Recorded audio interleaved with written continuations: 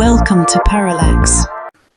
Well, welcome to the Parallax podcast. I'm your host, Thomas Hamelryck. With me today is Thomas Hamelryck, a specialist in machine learning and, amongst other things, the works of René Girard. Welcome, Thomas. Good afternoon, Tom. Yes. That's the two Toms. Yeah, that's true.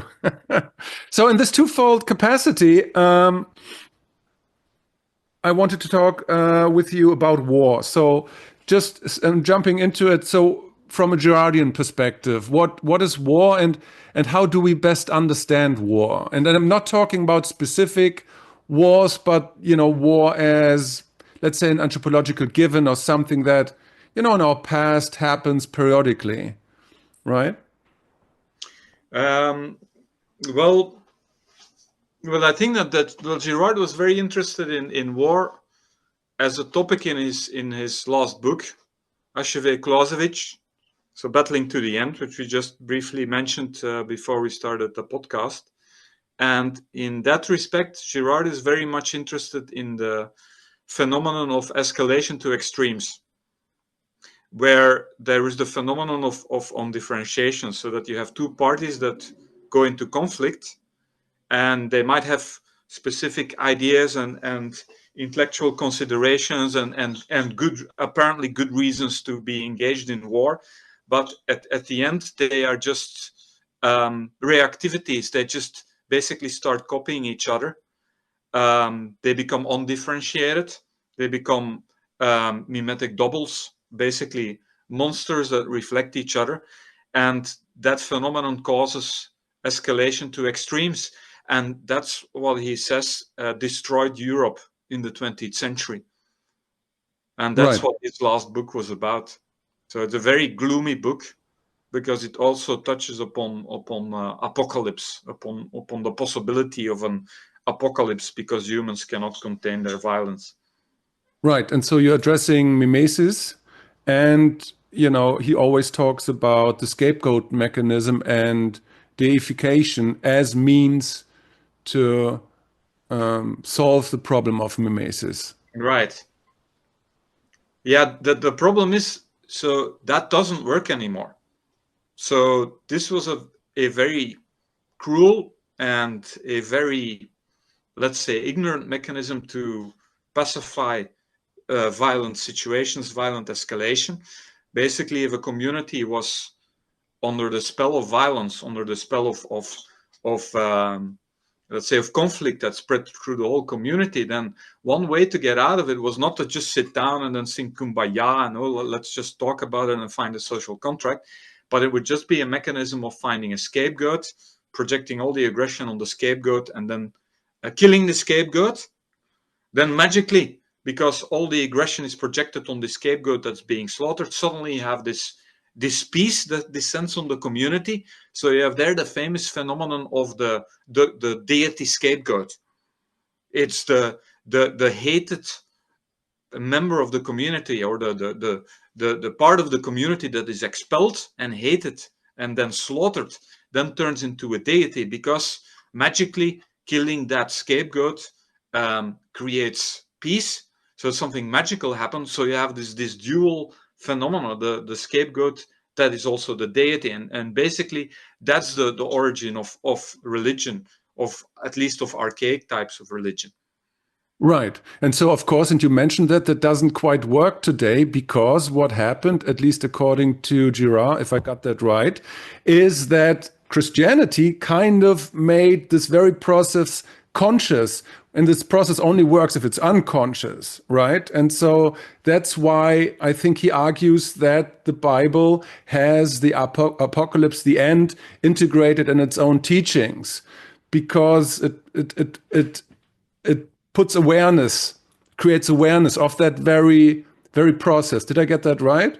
That's exactly right. So Girard argues that if you read the whole story of Jesus, the Lamb of God, so the lamb that is slaughtered, is basically just exposing this mechanism, because Christianity has always been accused of just presenting yet another myth. So a lot of the elements in in the Bible, that's the slaughtering, the death of a scapegoat, and then the resurrection of the scapegoat, and it turns into a deity. I mean, these are all mythical elements.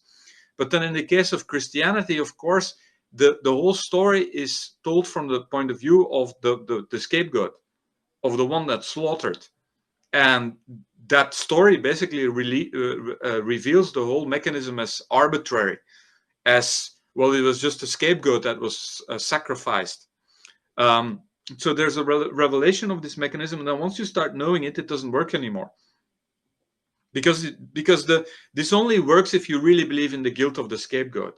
And we don't believe in the guilt of the scapegoat anymore. You still have people who do it, but there's no more societal agreement on the scapegoat. No matter who you pick, the Jews, the homosexuals, the Muslims, there is no consensus on a scapegoat. So it's not possible anymore to bring that mechanism about.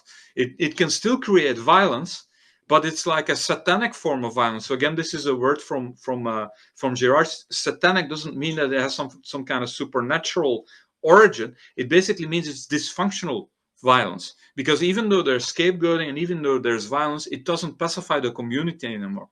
It's just chaotic and it can escalate.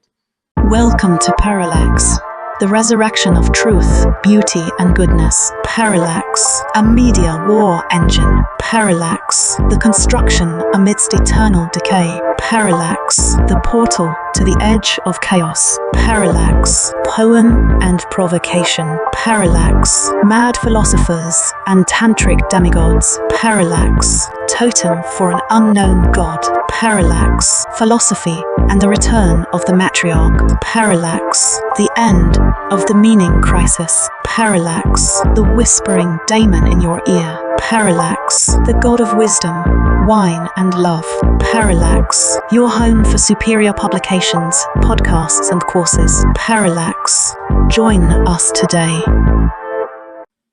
Okay, so I have to question this a little bit deeper, because apparently when we're looking at what happened with COVID or what happened in the culture war per se, it's always that we seem to see some scapegoating. But I think the sentiment of Girard is that, for example, the culture war is not a passive, is an escalation in itself. And you get what I'm saying? It's an escalation to extremes and not the pacification of what happens in culture. So the scapegoats that we see are not real scapegoats. Is that correct? Well, it doesn't work anymore because you need to have unanimity. Everybody needs to agree at this, and you need to have some kind of Dionysian ecstatic mechanism that really projects violence on the scapegoat.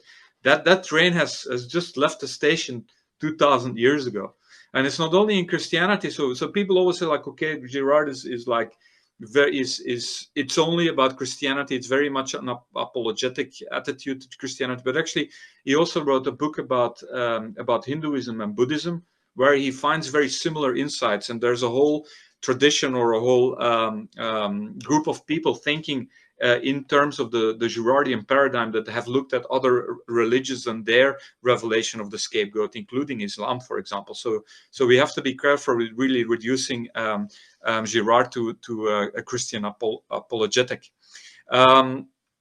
So with respect to the culture wars, well, so scapegoating is now not so it's actually not allowed anymore to do scapegoating. It's badly seen if you scapegoat somebody. So the only scapegoating that you can still kind of get away with today is scapegoating of the scapegoater. Elaborate on that. Well, that's the only thing. So if you want to find a crime so that you can say, like, that person is absolutely guilty, so then you have to kind of find somebody who scapegoats somebody else. So scapegoating the scapegoater is kind of the only scapegoating that you can still do. So you have to find somebody who persecutes a scapegoat, right? And you can still, to some extent, get away with paradoxically scapegoating that person. But it's not very, again, none of that stuff works anymore.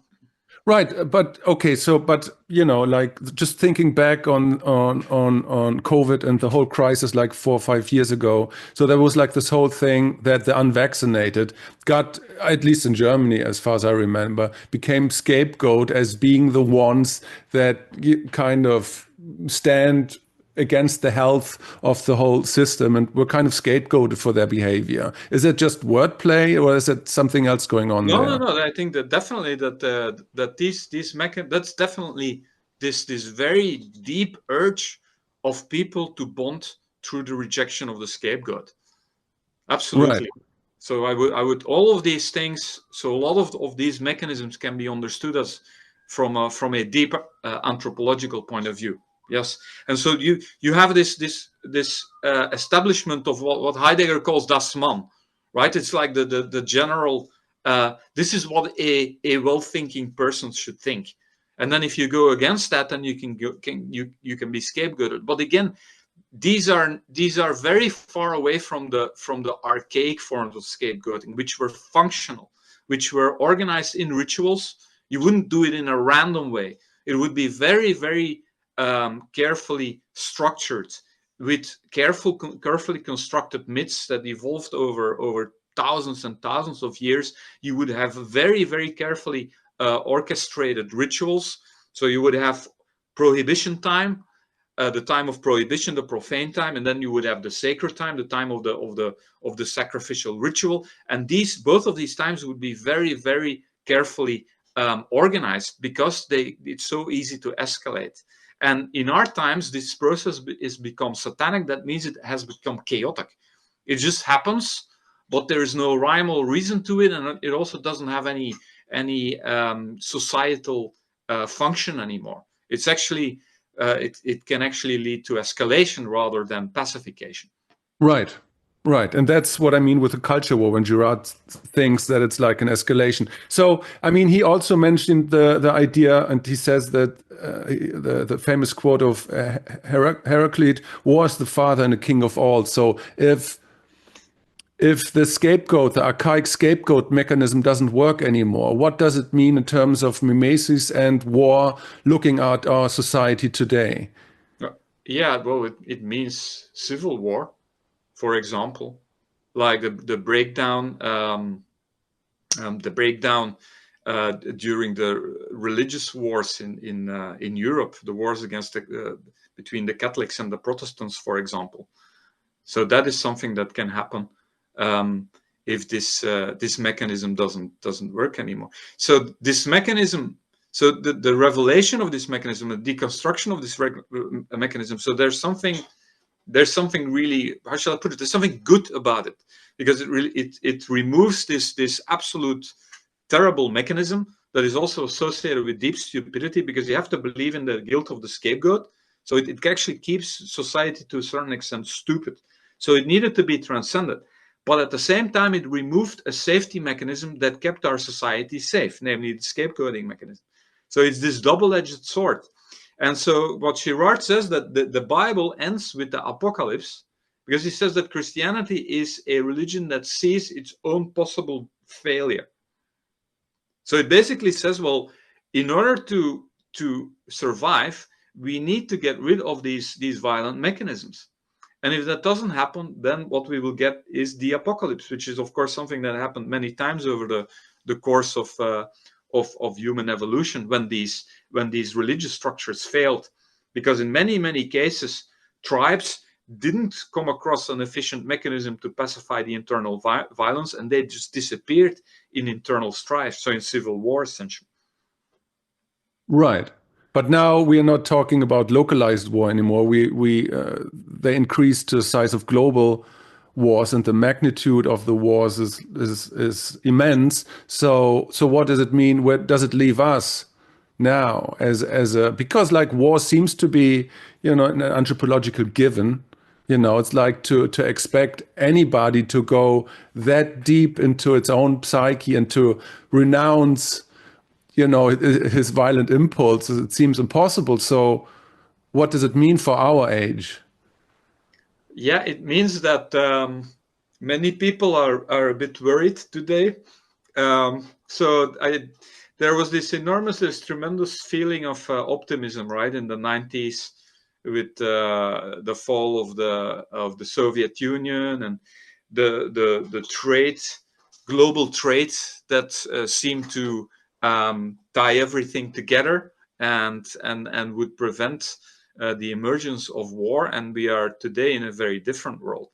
So indeed, so these types of mechanisms, these types of escalation mechanisms, if they happen in the current world, in the world of AI, world of atomic weapons, and so on, and also of pathogens. So indeed, so there is a possibility that that we enter some kind of process that just pulls us into the abyss. Right. Okay. But let's not the situation is of course hopeless but not serious, because humans have always been on the edge of extinction. This is nothing new. It's just that the technology now makes it a very global phenomenon, and also something that seems to be technology basically magnifies all of these tendencies. We've basically cross-linked everybody with these digital networks, and that means that we have blown up mimetic desire to enormous proportions. It's completely unseen in the history of mankind. Sure. We can basically be envious of everybody, no matter where you are in the world, and that of course creates envy, creates conflict, and conflict creates can escalate into war. I mean, it springs to mind that, modernity and humanism and secularism, the Age of Enlightenment was, one of the most violent eras that we had. And so I think what you're alluding to is also like kind of capitalism. I want what the other one has and I want it better, or these kinds of mimetic rivalries that spring forth because of capitalism, basically. I don't know whether this is due to capitalism. That would be debatable. I think that capitalism is one of these examples where you use mimetic rivalry to do something useful. It's the same with science. Is also like that. You basically create a lot of people who are scientists who go into mimetic rivalry and thereby solve problems. Yeah. And I think that capitalism can definitely run. So because pure capitalism doesn't exist, it's always embedded in institutions, so I guess it can be a force of good, and can be a force of evil, depending on how you embed it in institutions and in a political structure. Right. So what is Girard's solution for all of this? Well, actually, Girard was very reluctant to. He wasn't very interested in politics. He was more interested actually in anthropology and in talking about these mechanisms. But there's very little politics. I think his last book, Battling to the End, is the most political book that he wrote. Right. But he was a firm Christian, wasn't he? Like, he saw Christianity as a means to an end if it were taken seriously, or did I get that wrong? He saw himself as a scientist, very much. So he was said that, well, explaining why Christianity is to some extent true in this anthropological sense is part of the scientific discourse. So he really did see himself as a scientist, not so much as somebody who was getting divine wisdom from some supernatural source. So I think that's important to point out. So there was a time actually in some books he basically said, well, there is this so in the end he said we have to start thinking from within mimesis. Right. There is no outside of mimesis where we can say, okay, there's a number of people who have figured it out and we need to behave like that. We actually need to think from within mimesis, because there's absolutely no way to escape it. Right. I'm just go ahead. I'm just looking for a quote here, but so this is kind of you can count in Buddhism. You have sutra and you have tantra, right? And I think this is a very interesting.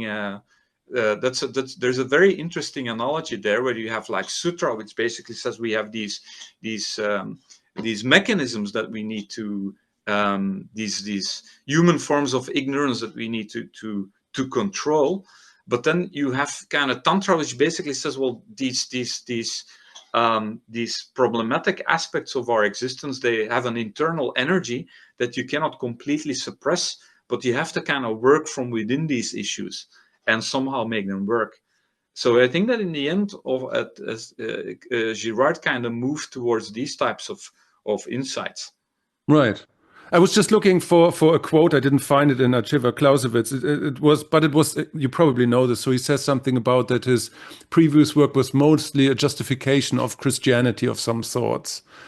From I can look it up, but I think that was something that he said. So there was, I think he was kind of what's the proper word? Disillusioned about that, people will abstain from violence, but he saw the evolutionary function, let's say, of Christianity in that context.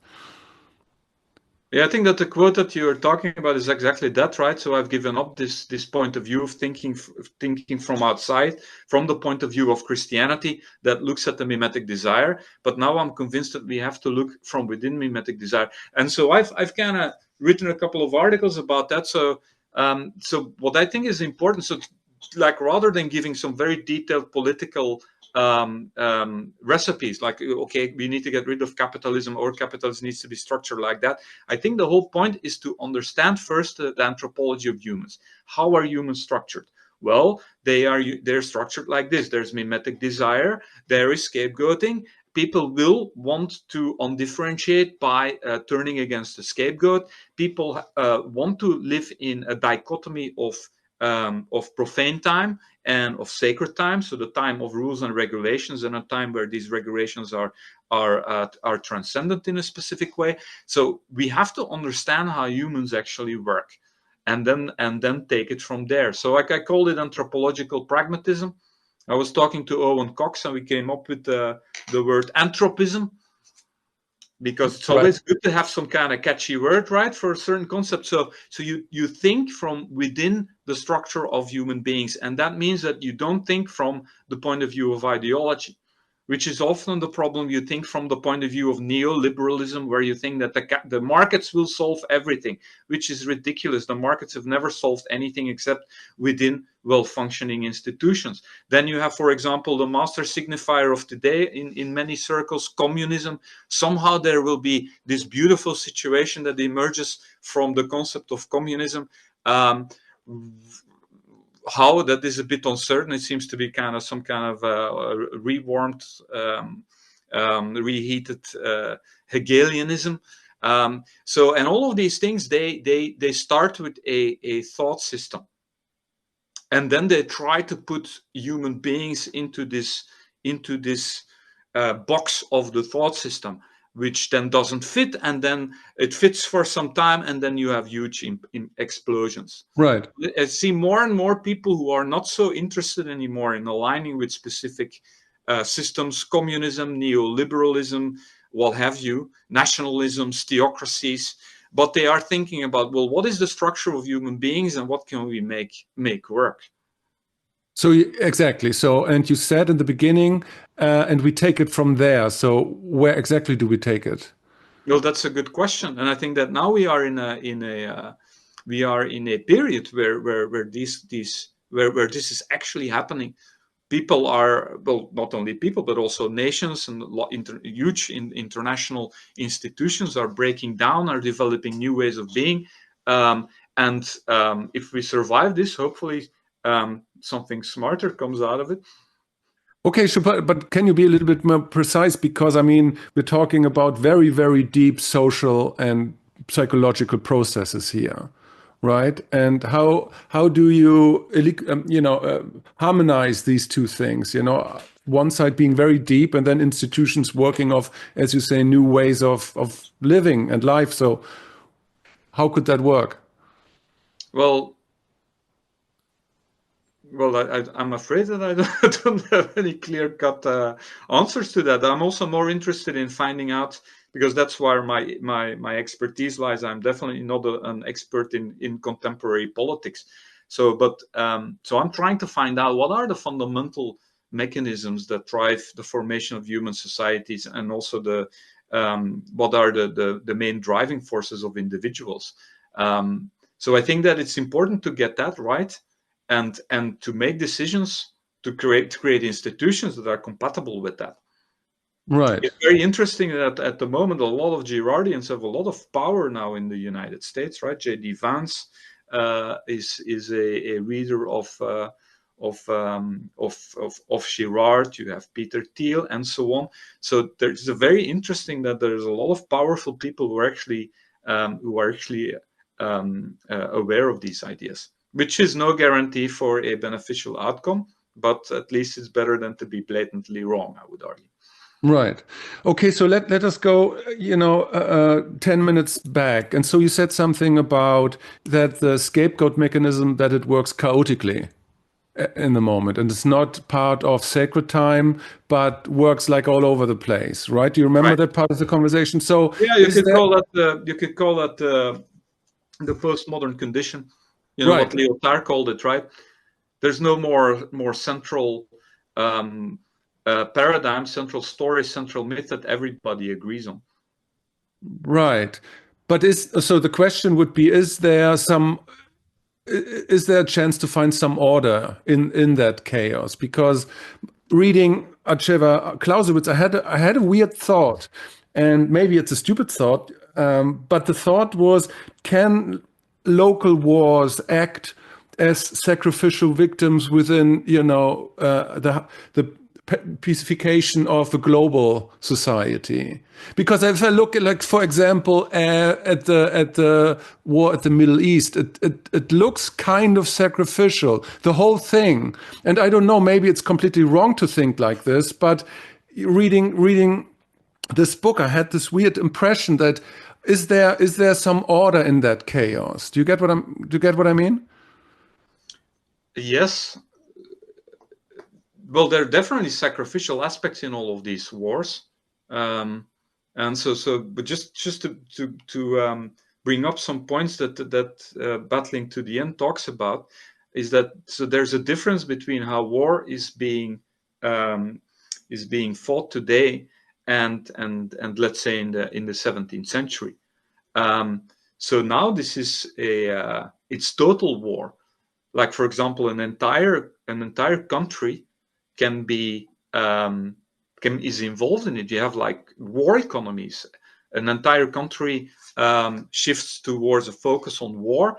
There is general conscription. Soldiers come from everywhere.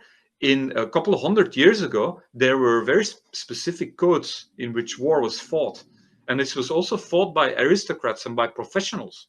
So there were all kinds of rules and regulations that kind of stopped the escalation, that put escalation within limits. And this is what Clausewitz saw.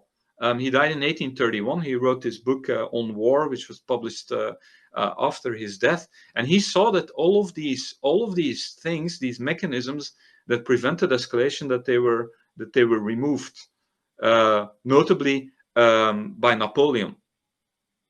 So you saw general conscription. You saw it was not just hostile intent, but hostile feeling. So everything became very much very passionate, and so you basically have this mechanism that you could escalate to completely to unheard of, let's say, landscapes of destruction. And Clausewitz saw, just like Nietzsche saw it, so he saw the escalations that happened in the First and the Second World War in Europe. He basically saw the total destruction of Europe on the horizon, just like Nietzsche did. So your question about are these wars sacrificial? Well, they certainly are, because that's this sacrificial drive is what is underlying these wars. Whether these wars can be made beneficial in the archaic sense is highly doubtful. It's more likely that they escalate out of control, just like they did in the First World War and the Second World War. The First World War seems to be a war that nobody wanted, that just escalated out of hand and nobody could stop it. The Second World War is a bit different. That's generally seen as at some point Hitler could have been stopped but wasn't, and then it basically got out of hand from that sense. There was somebody with the intent of waging a major war. But even that said, you can kind of take this big conflict, which was basically between France and Germany. And Girard talks a lot about that in the book, so way beyond my expertise. I don't know all the historical details, but he sees it as basically a rivalry between France and Germany that got out of hand based on envy and reciprocal violence. And so that's probably the more likely outcome of many wars, rather than that would happen today. So that's why I think many politicians today are so incredibly reluctant with taking a clear side. They seem to kind of like blowing both ways. They give money to one side, but then also say, they give weapons to one side, but then also say, well, we really want peace. And there seems to be a great awareness of the escalatory capacities of war situations today. Right. Okay. So with other words, you don't see these local, I mean, they're even called proxy wars. You don't see these localized views, not as, proxy wars in that sense that they are able to pacify, the more global conflicts between Russia, United States, and China, for example. No, I think on the contrary. I think these are conflicts that can easily get out of hand and spiral out of hand. Yes. And one of the problems, so again, in the book that we're talking about, Girard sees trade as a form of war. And he sees also what? I didn't get the word. Trade. Okay. Mm-hmm. Yeah.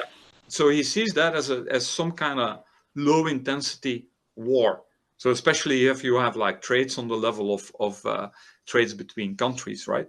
And so we've basically in the 90s, the globalization cross-linked everything in a huge trade network. And now you can see that these trades, this trading process is creating conflict and might end up in war. So if you ask what would a certain solution be, well, Girard often says that what should you do if you are in a situation of mimetic escalation? You have somebody who constantly puts you in mimetically impossible situations, rivalry, conflict, envy, and so on. What do? Well, he says you simply walk away. So it might actually be that the world will splinter into a lot of power blocks that are fairly isolated from each other. The world might be carved up, and there might be very little trade within the blocks. Is that realistic that we just walk away when we have a desire for war? Isn't that the most unrealistic thing ever? Girard would say it's the Christian way.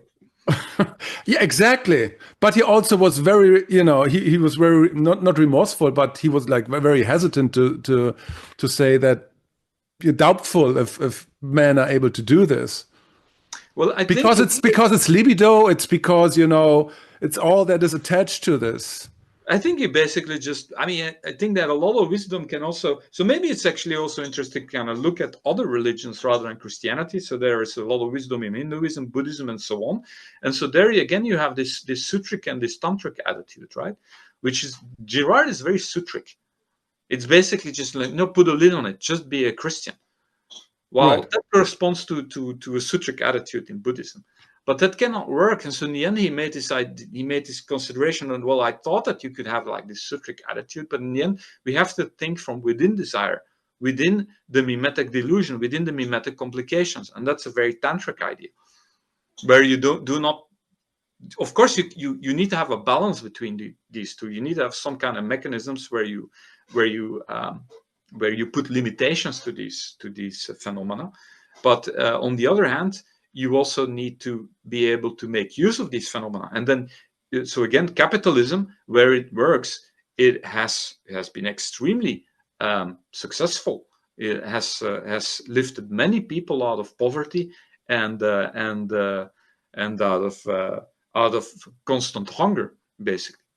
Famine. I mean, sure, but again, how do you square, on one side, the fact that you need some maturity and some age, let's say, in order to really understand the spiritual teachings, right, and to integrate them in your life, and then on the other hand, like big groups of young people and men that have an urge to go on to war and to sacrifice themselves for whatever higher cause. I mean, you mentioned the First World War in Germany. The young people were ecstatic and elated to finally go to war. And so, I mean, so how do you square these two things? Well, I was now more talking about general principles that could be used to understand larger situation, not so much about personal liberations or personal transformations, right? But you are right. So this is one of the big problems. So if you have total war, then your entire population is invested in this. And so these enormous groups of people, they also push in a certain direction. So yes, that is, I don't have any clear-cut solutions for this. I don't think anybody has. But I think that understanding all of these mechanisms is a very good start. Sure. AI, and I mean, you work in machine learning, and I think you have an opinion on AI and a possible role of AI in the future in terms of, squaring all these problems and helping us into a future. Because I mean, it's like we all hope that we can create a future that is without war, but looking back, it seems the more unrealistic, the more we look. Right. And so can AI, from your point of view, alleviate some of these problems in the future, in the next 500 years, let's say, or 100 years? Can alleviate these problems. Well,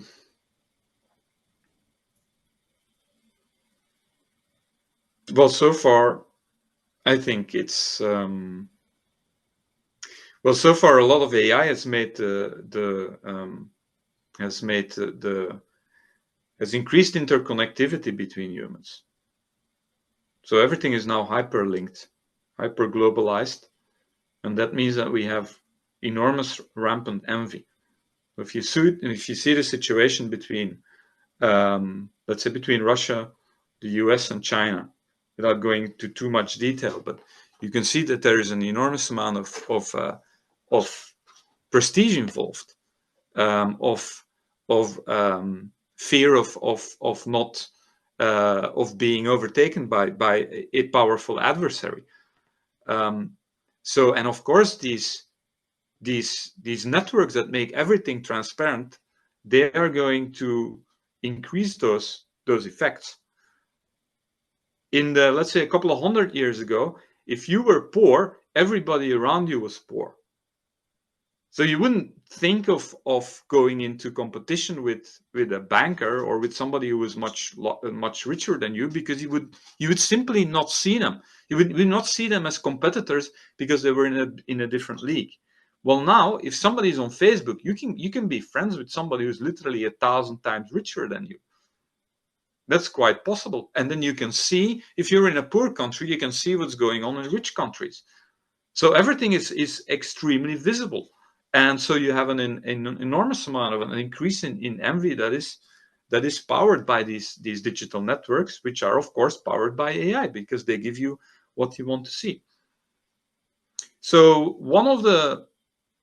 this is McLuhan, right? So it's often about the new technology that's introduced, which causes great turmoil. And then the religious wars, which ended in the 17th century, right, with the Peace of Westphalia. So they were caused by the introduction of book printing. That basically caused an enormous amount of havoc. And then some of the bloodiest wars ever fought on the earth came out of that. Like in Germany, you had mortality rates that were unseen, and that were actually not even in World War II. You didn't reach those levels. They were incredibly bloody, and they came from the introduction of new media. So we've just introduced a new medium, the internet, the social media, now powered with artificial intelligence. So there's going to be a lot of turmoil in the coming years. You can Do you see already, like, do you see like a sorry, go ahead. yeah, you can clearly see that's going on in the world. Right. Okay. So do you see a connection between internet and the social network and social media and terrorism, for example? Yes, of course. Yes, and so now the internet is used by all kinds of groups to find members and to gain influence and to play information information war, basically. Yeah, that's very evident. Sure. But okay, so how when we make a prognosis for the next 200, 500 years and let's have the idea to to model that and to say, okay, maybe we learn to deal with the network community. And I mean, they're already in steer desire. That's the weirdest thing, because sometimes these social media programs in the background, they know better about my desires than I do. Suddenly I feel something because I have, something in my Twitter or Instagram feed coming up. And so if we extrapolate that in the future, maybe an AI will help us to overcome mimetic rivalry.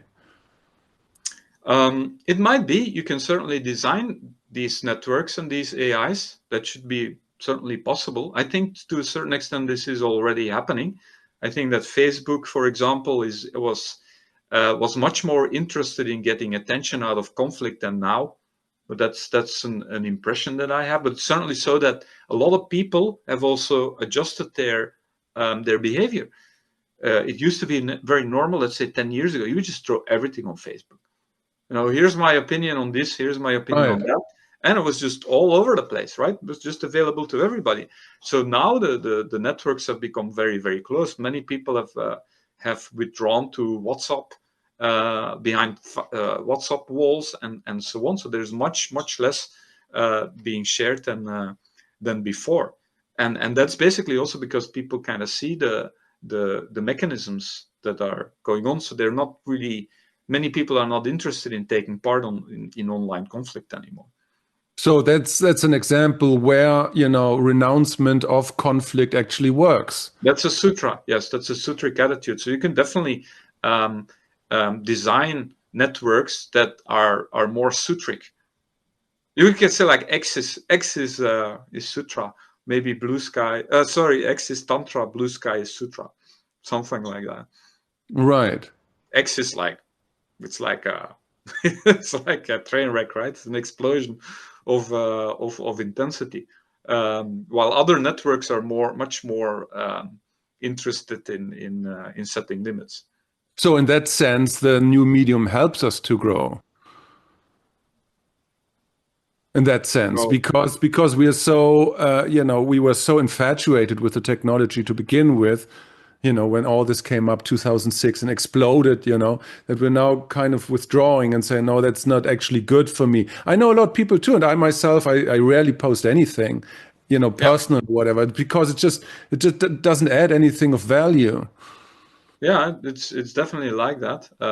Although I think that social media played an enormous, a very big role in the elections in the US, for example. It's still very, very powerful. Right. So, what are you going to say with this? Well, it doesn't seem to be so that everybody's withdrawing from the. Right. Okay. There are differences, and people are becoming aware of certain aspects of that. People are beginning to become more consumers than producers. So, if you produce, you usually do it in small networks, and you consume from more larger networks. So, and this is also something that Andrew Sweeney and Alexander Barth, we talked about this many times, that this would be the age of secret societies, of people that have conversations behind walls that are not to be seen for, that are not for everybody. And you can see that more and more, there's more and more clubs which require special access and communities and networks, where nothing is things are not so easily accessible anymore, because we've seen what happens when you have a wide access to the internet, to the digital media. Then you basically end up in turmoil all the time, and many communities don't want that. Right. So you will have basically one big global sutra, and then kind of like tantric bubbles, art collectives, thinkers, networks that are behind, that are not so visible anymore. Right. So another thing, and I think it was not only Girard that said it, also Eric Gans. I think you know him from, and so it's like one of the biggest influences, or a big influence on Girard. And he says that not only scapegoating helps to alleviate that process of the escalation of extremes, but also deification, right? And so could it be possible to rethink the idea of God in a sensible way?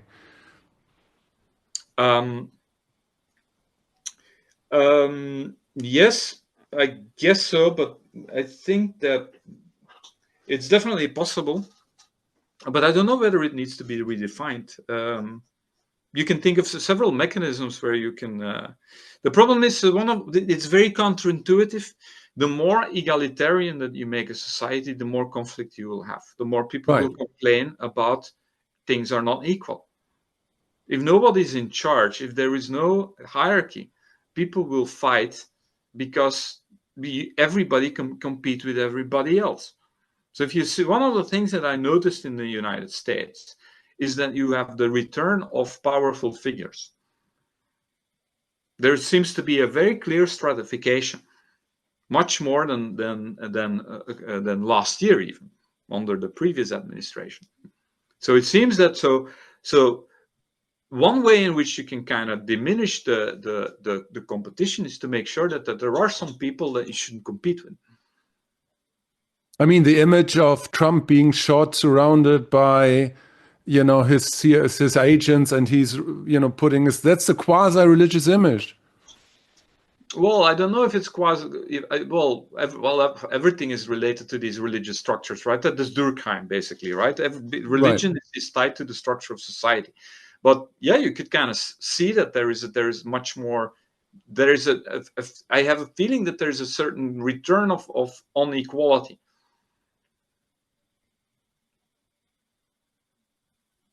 Elaborate. Well, as I said, so an egalitarian society is what Girard called a society of courtiers, whatever you call it. So it's like everything. There's a lot of intrigue. There's a lot of competition. So everybody is competing with everybody. So that is something that can create a lot of societal turmoil. Hierarchy is good in that sense. So what do you make of ideas like Curtis Yarvin, neo-monarchist? Is that really helpful? Well, I have limited amounts of time, so I have never read these people. Everybody always tells me, read Curtis Yarvin and Nick Land, and I never do. So I don't really know what their ideas are. Because you're saying, I'm just throwing this out because, I mean, he is an ultra right-wing givers of ideas, let's say, but his main gist is, that democracy doesn't work, and it works, because like the idea of monarchies, because they have hierarchies, work better. So and he uses the example of, businesses and organizations that are structured like a monarchy, like Apple. They really produce something. But if they were designed democratically, they could never have produced the iPhone or whatever. And so there is an idea coming back about hierarchies and that we need them. And then the cultural discussion is to what extent and how can we have this discussion again? I see, but then there is one important aspect about democracy, and that is that you can remove the king, so to say. Democracies, they usually have kings. There are people who are in charge. right? They are the presidents, they are the members of parliament and so on. But the great thing is that if they start misbehaving or if things start going belly up, then you can remove them without violence. This is the great problem with things like monarchies and theocracies and dictatorships, is that you cannot remove the people who are in charge without a lot of violence. And that's, of course, highly destabilizing. So the reason that democracy works is because if things go belly up, we can sacrifice the king without actually killing the king. Because Right. that's what you do with a politician who is, look at the guy in Canada. What's his name again? Trudeau. So for many years he was very celebrated. Now he seems to be on the way out. So in a not so nice way.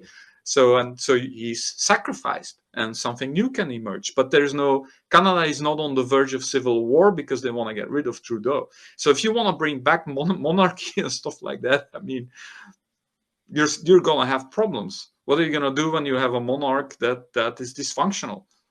Right. I mean, and then you have Oliver Cromwell, which also wasn't very good. You have that was again part of the religious wars in Europe. That was an extremely bloody war in England with a monarch that behaved in a way that wasn't palatable, and then you have to resort to societal violence. So that's not a good system. Democracy. I'm a fairly boring centrist person. Like democracy, institutions. So these are things that work quite well. Have you ever read Giorgio Agamben, by the way? No. No, he's an Italian philosopher, and he talks a lot about, how democracy works. It's really interesting because he says that democracy stabilizes itself by periodically installing quasi-monarchic figures that act like quasi-dictators. And he mentioned Washington and Lincoln and Roosevelt, who basically said at the beginning of his presidency, either you give me, in his famous address, either give me all the power or I will take it. And then he reigned for like 16 years, more or less, I guess, or 12 years.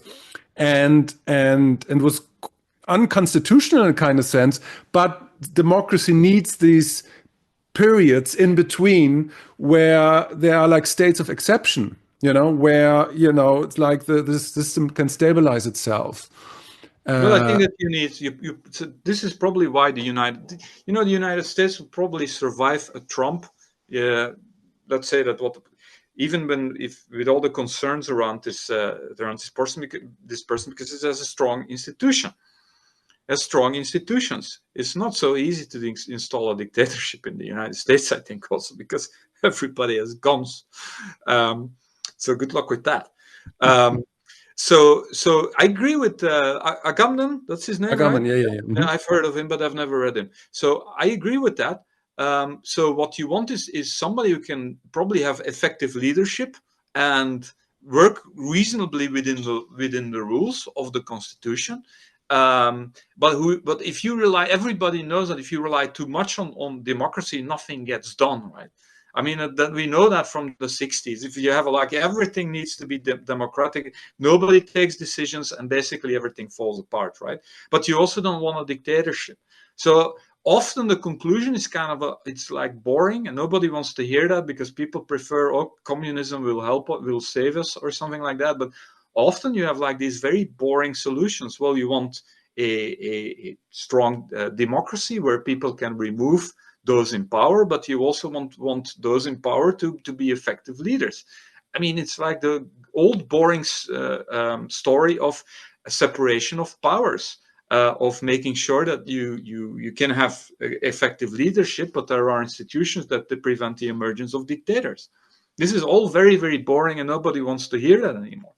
But the most effective countries and regimes, the countries where everybody wants to live in, they are based on those principles.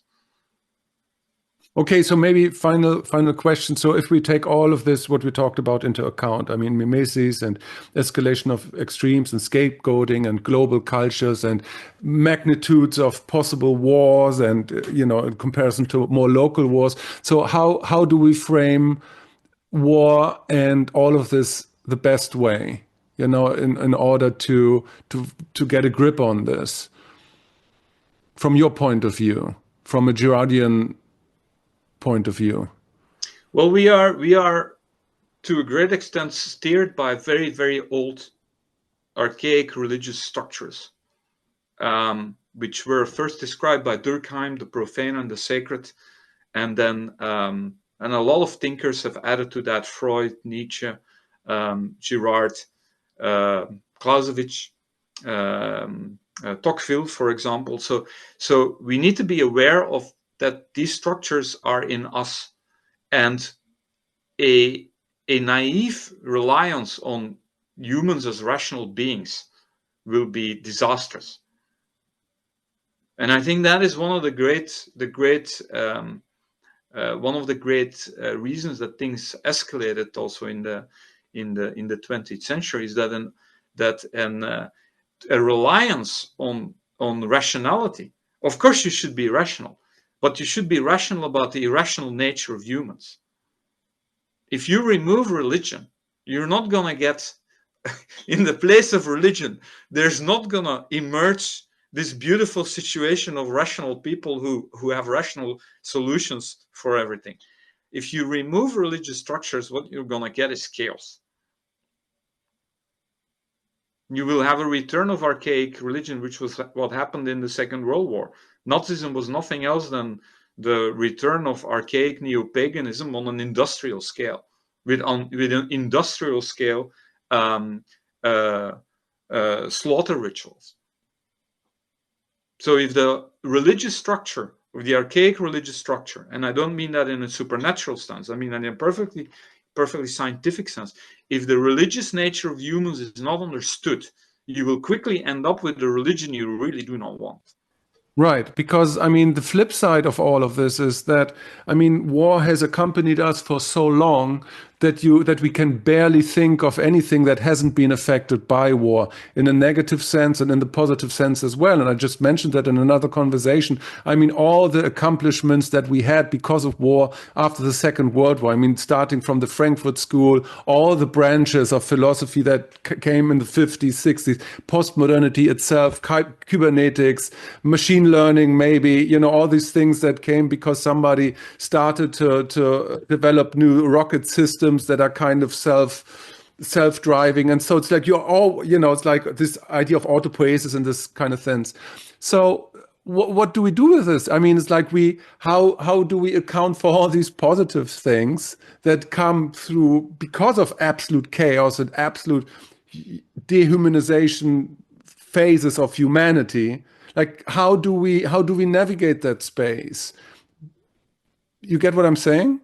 So because it's like it's on one side it's absolutely dehumanizing and we're striving for a better future, but on the other end we can't really deny the fact that we're here because of war and because of mimetic rivalry and because of the breakdown of civilization again and again and again and again. So how do we negotiate that?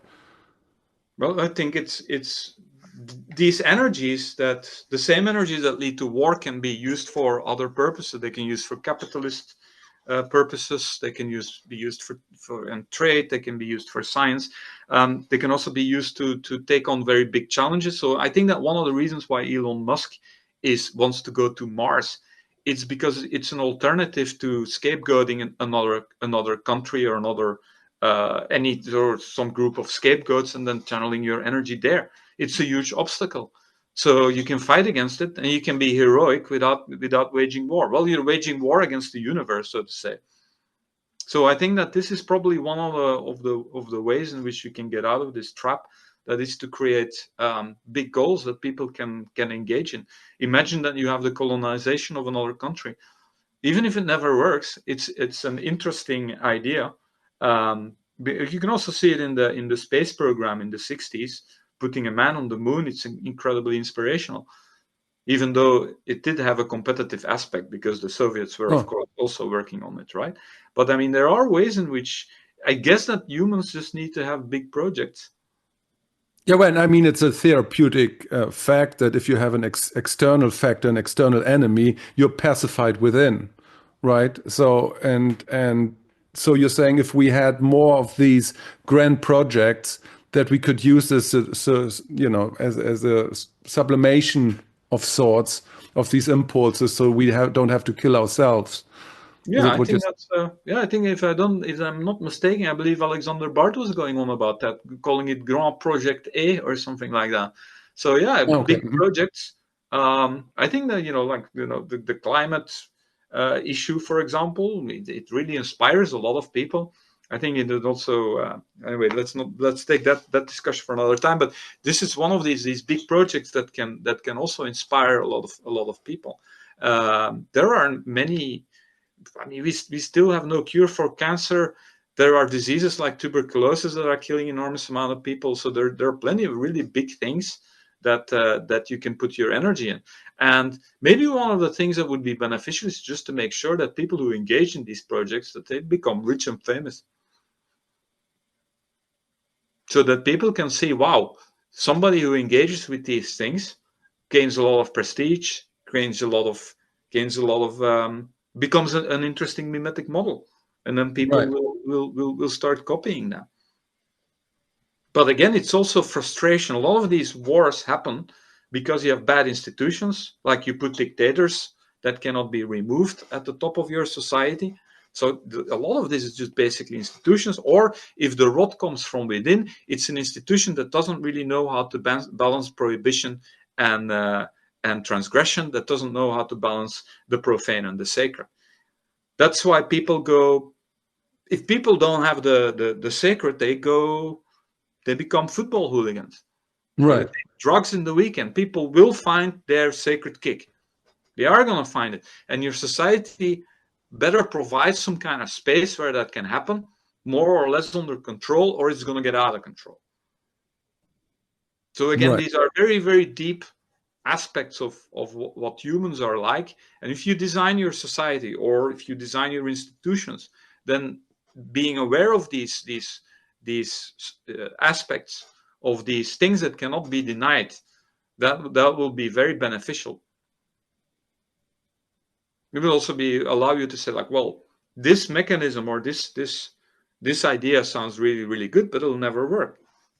Like, for example, anything that puts so much emphasis on egalitarianism, it's problematic because it just leads to conflict. If everybody's equal, then everybody's competing with everybody.